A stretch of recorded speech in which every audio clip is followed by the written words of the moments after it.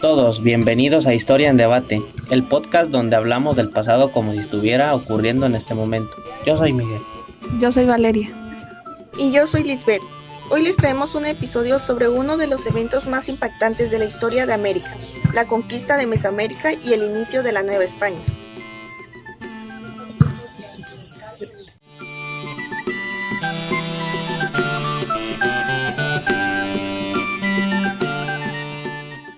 Un tema lleno de guerra, alianzas inesperadas, traiciones y un cambio cultural irreversible.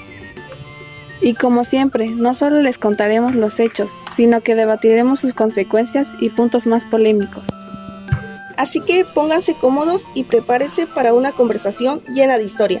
Empecemos.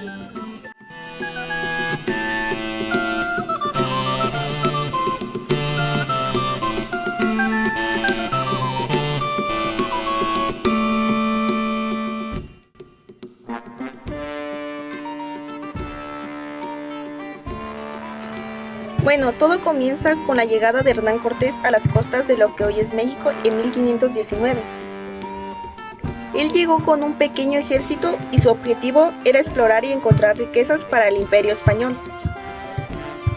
Sí, pero lo interesante es que no lo hizo solo. Cortés logró aliarse con varios pueblos indígenas que estaban en contra de los mexicas, como los tlaxcaltecas. Claro, porque los mexicas bajo el gobierno de Moctezuma II eran el imperio dominante, pero no todos estaban contentos con su dominio. Y aquí viene un punto de debate. ¿Ustedes creen que la conquista hubiera sido posible sin ayuda de los pueblos indígenas? Yo creo que no.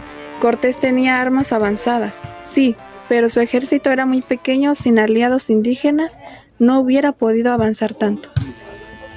Coincido. Aunque los españoles tenían caballos y armas de fuego, la clave fue la estrategia y el apoyo de los tlaxcaltecas y otros grupos. Otro punto interesante es que Cortés no solo usó la fuerza, sino también la diplomacia y el engaño. ¿Se acuerda de cómo tomó como intérprete a la Malinche, conocida como la Malinche? Sí, ella jugó un papel crucial porque hablaba tanto náhuatl como maya y ayudó a los españoles a comunicarse con distintos pueblos. Algunos la ven como una traidora, pero otros creen que simplemente hizo lo necesario para sobrevivir. Es un debate que sigue hasta hoy. ¿Ustedes qué opinan? ¿Fue traidora o una víctima de las consecuencias? Yo creo que fue una víctima de su tiempo. Si lo piensas, ella no tenía muchas opciones y al final su papel fue clave en la historia. Estoy de acuerdo. Aunque su nombre se ha usado de forma negativa, sin ella la historia pudo haber sido muy diferente. Exacto. Y hablando de decisiones clave, otro momento importante fue la captura de Moctezuma. Sí, porque cuando los españoles llegaron a Tenochtitlan, Moctezuma lo recibió en lugar de atacarlos directamente. Algunos dicen que fue porque pensaba que Cortés era el dios Quetzalcóatl regresando. Aunque otros historiadores creen que simplemente intentó evitar un conflicto inmediato y ganar tiempo. Al final Moctezuma fue tomado prisionero y luego murió en circunstancias que aún generan dudas. Y ahí comenzó el conflicto abierto entre los mexicas y los españoles, con la famosa Noche Triste en 1520, cuando los españoles tuvieron que huir de Tenochtitlan tras una rebelión. Pero luego volvieron con más refuerzos y con el apoyo de sus aliados indígenas. El historiador mexicano Enrique Florescano, en su obra Memoria Mexicana, Estructuras de la memoria prehispánica en la cultura mexicana, destaca como la caída de Tenochtitlan significó tanto la derrota militar de los mexicas como un cambio radical en la organización política y social de la región. Dicho autor señala que las estructuras jerárquicas y comunitarias prehispánicas fueron reemplazadas por un sistema colonial que consolidó el poder en manos de los conquistadores y transformó la vida cotidiana de las comunidades indígenas.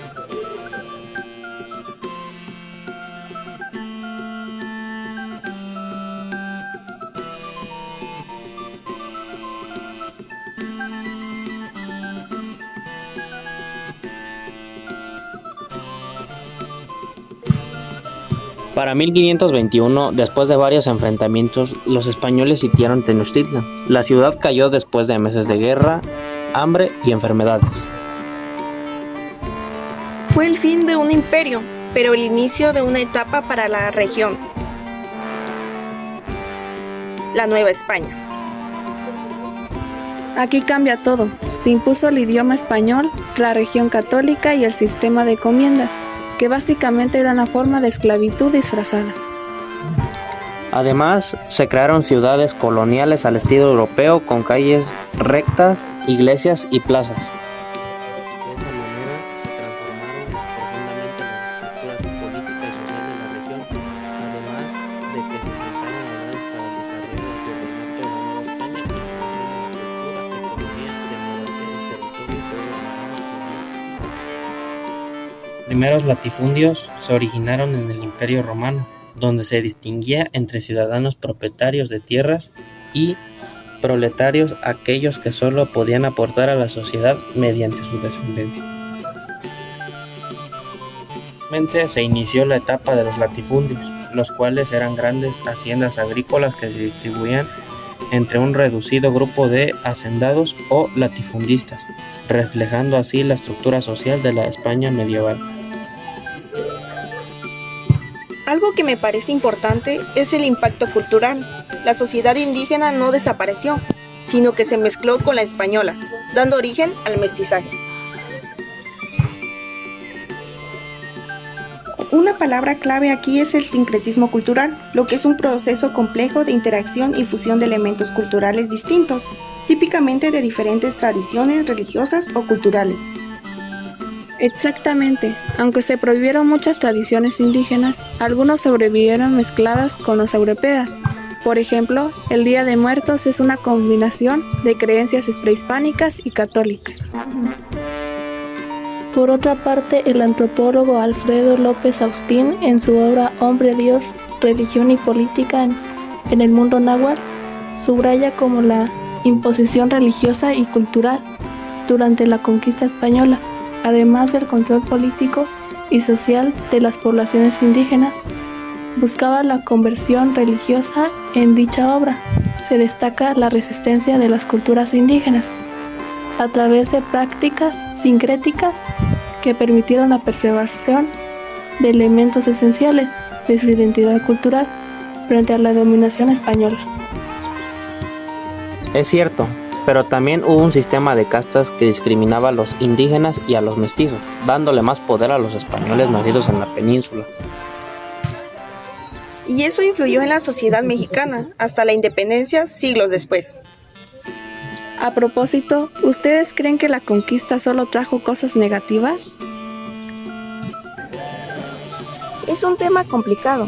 Sin duda, hubo mucho sufrimiento y pérdida de culturas, pero también fue el inicio de una identidad nueva que sigue evolucionando hasta hoy. Por ejemplo, el español es el segundo idioma más hablado del mundo gracias a la colonización, y muchas ciudades de América conservan su estructura colonial.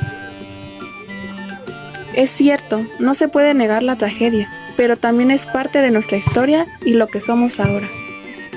Sobre la caída de México Tenochtitlan hablaré de una persona en especial. Cuauhtémoc fue el último emperador de los mexicas y es conocido por su valiente resistencia contra la conquista española. Nació alrededor de 1495 y ascendió al poder en 1520. Esto fue durante el asedio a Tenochtitlan por parte de las fuerzas españolas lideradas por México. Asumió el liderazgo en un momento en extremo complejo para su pueblo. Los españoles, aliados con diversos grupos indígenas enemigos de los mexicas, atacaban la capital con gran determinación bajo su propio mando. Los mexicas defendieron ferozmente su ciudad a pesar de que devastadoras enfermedades traídas por los europeos y la superioridad militar de los invasores.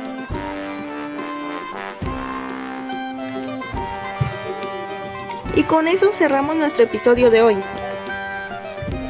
La historia de la conquista de Mesoamérica y la Nueva España sigue siendo un tema de debate y cada quien puede sacar sus propias conclusiones o ideas. Gracias por acompañarnos en Historia de Debate. Si les gustó, no olviden compartir y comentar. Nos escuchamos en el próximo episodio. Hasta la próxima.